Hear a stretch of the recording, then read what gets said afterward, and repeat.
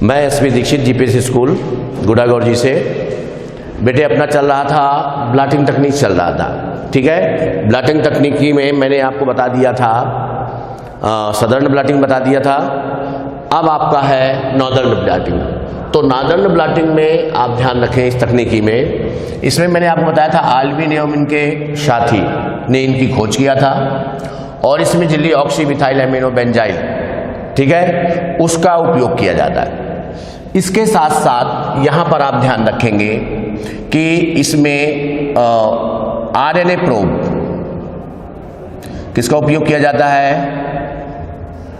RNA probe का अपन बोलेंगे उपयोग किया जाता है, ठीक है। आरएनए प्रोब को लेकर अगर अपन देखें तो इसके द्वारा जिस तरह मैंने आपको बताया था उसमें डीएनए की पूरक श्रृंखला का पता लगाया जाता है, तो इसमें आप ध्यान रखेंगे आरएनए की पूरक श्रृंखला का, पूरक श्रृंखला, या आप बोल सकते हो कि उसमें श्रृंखला में उपस्थित जो नाइट्रोजनस जो क्षारक जो होते हैं, नाइट्रोजनस क्षारक, उनकी अपन बोलेंगे उनका क्रम पता लगाने के लिए किसका उपयोग किया जाता है, नॉर्दर्न ब्लॉटिंग का उपयोग किया जाता है। क्लियर। इसके बाद अब आपका है वेस्टर्न ब्लॉटिंग। आपके सिलेबस के अनुसार या आपकी किताब के अनुसार मैं आपको बता रहा हूं। वेस्टर्न ब्लॉटिंग, वेस्टर्न ब्लॉटिंग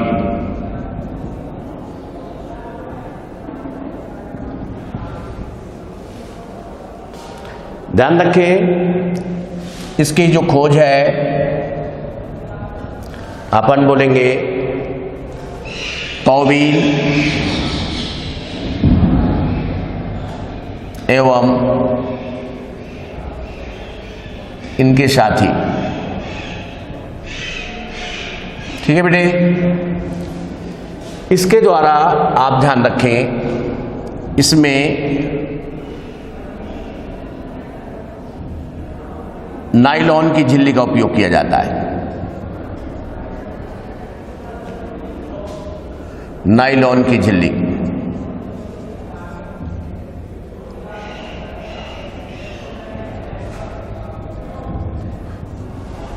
इसमें सोडियम डोडासाइल सल्फेट, सोडियम डोडासाइल,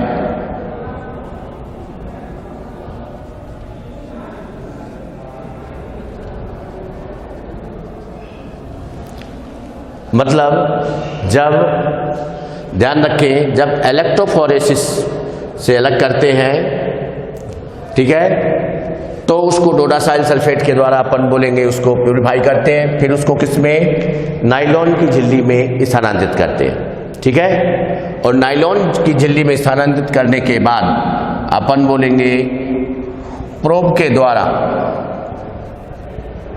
प्रोब के द्वारा जो एमिनो एसिड का जो क्रम जो होता है या अपन बोलेंगे प्रोटीन का विश्लेषण,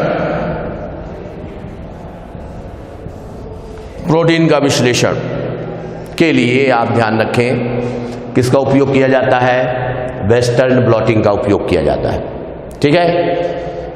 क्या बताया कि वेस्टर्न ब्लॉटिंग में तौवील एवं इनके साथियों ने इसकी खोज किया। इसमें डोडासाइल सल्फेट का उपयोग किया जाता है। डोडासाइल सल्फेट का उपयोग करने के उपरांत अपन नायलॉन की झिल्ली में उनके अणुओं को स्थानांतरित करते हैं और स्थानांतरित करने के बाद उनको अपन किसके द्वारा, अपन बोलेंगे प्रोब के द्वारा संग्रहित कराते हैं, जिससे कि प्रोटीन में उपस्थित अपन बोलेंगे एमिनो एसिड के अणुओं का जो क्रम जो होता है उसको ज्ञात किया जाता है। क्लियर। तो ये आपका हो गया ये ब्लॉटिंग तकनीकी। क्लियर।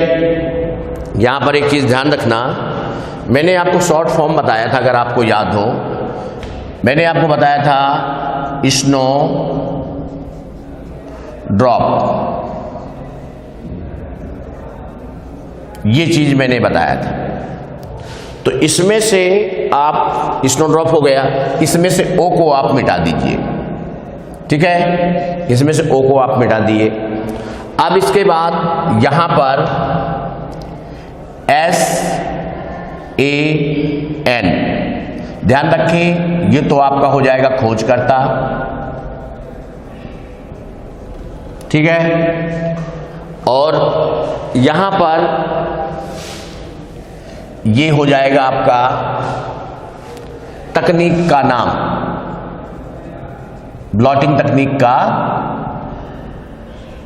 नाम ये हो गया, क्लियर। और उपयोग या किसका इसके द्वारा उपयोग किया जाता है, ठीक है। यहां पर ध्यान रखना ये तो हो जाएगा सदर्न, किसका करते हैं, डीएनए का। खोज किसने किया, सदर्न ने, सदर्न ने अपन बोलेंगे खोज किया। एन से क्या हो गया, नॉर्दर्न, किसका, किसके विश्लेषण में इनका उपयोग होता है, आरएनए के। और इसका खोज किसने किया, इसकी खोज अल्विन ने किया, ठीक है। ये आपका वेस्टर्न किसके लिए, प्रोटीन के लिए, प्रोटीन के लिए। और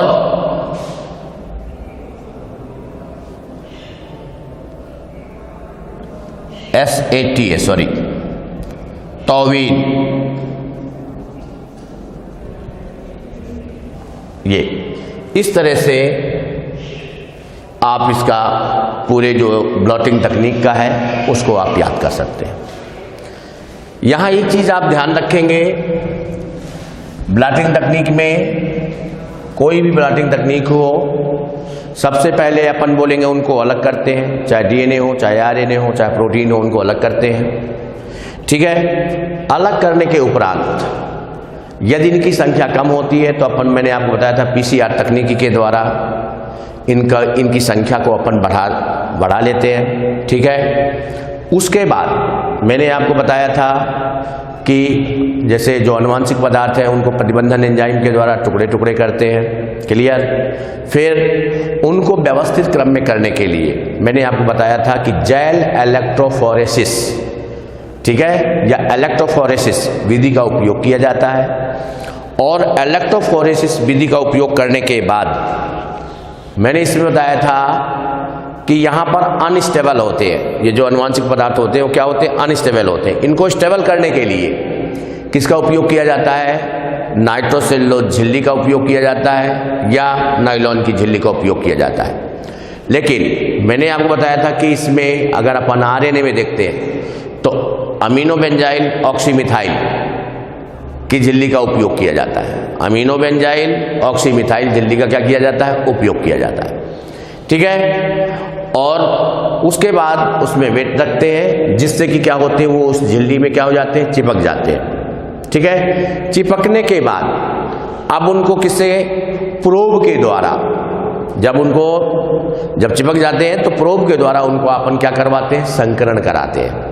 समझ में आ रहा है बेटे, संकरण कराते हैं। और संकरण कराने पर, संकरण कराना ही ध्यान रखें वो आपका क्या कहलाता है, ब्लॉटिंग तकनीक कहलाता है, क्लियर।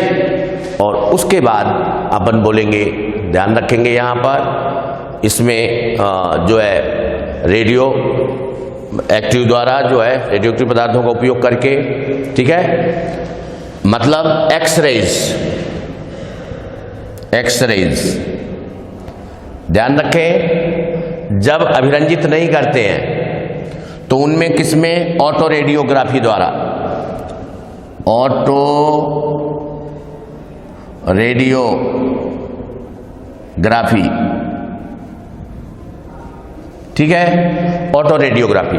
मतलब इसमें क्या होता है, इसमें आप ध्यान रखेंगे ऑटो रेडियोग्राफी का उपयोग किया जाता है, ठीक है। ऑटो रेडियोग्राफी द्वारा अपन बोलेंगे उसके क्या कर लिए जाते, उसके अपन प्रिंट ले लेते हैं। इस तरह से अपन बोलेंगे कि इनका जो भी है, मीन्स जो पूरक श्रृंखला वगैरह जो होती है या बीच में जो भी कमी होती है या इनका जो क्रम जो होता है, उन सब के लिए किसका उपयोग किया जाता है?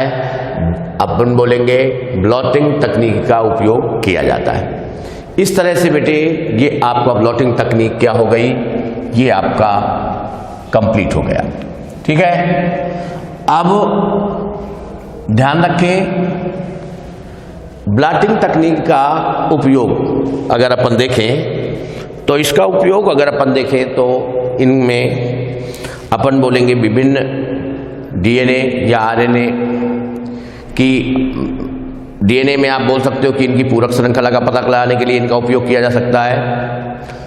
आरएनए में अगर अपन देखें तो आरएनए में इनमें जो भी नाइट्रोजनस क्षारक जो होते हैं, जो इनका जो क्रम जो होता है उसका पता लगाने के लिए इसका उपयोग किया जा सकता है, करते ही है। इसके अलावा अगर अपन देखें कुछ आनुवांशिक रोग, जैसे आपने पढ़ा होगा हीमोफीलिया,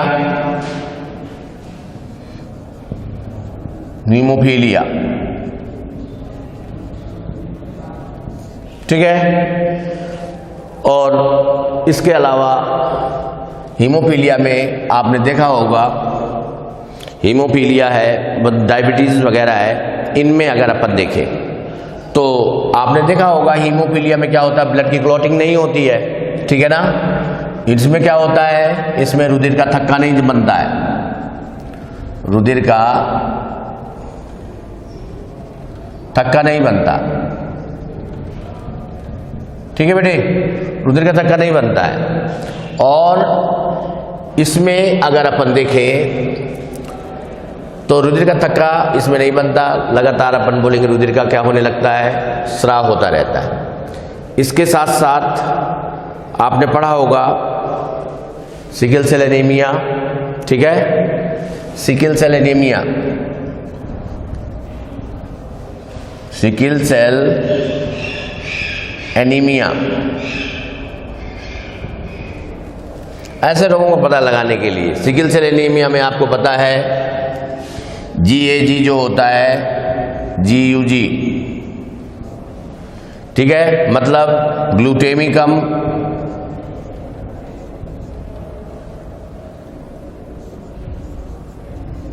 वैलीन में। तो ये आप आगे आप पढ़ेंगे। तो मतलब कुल मिलाकर आनुवांशिक रोगों के लिए उनका क्रम पता लगाने के लिए इनका उपयोग किया जा सकता है।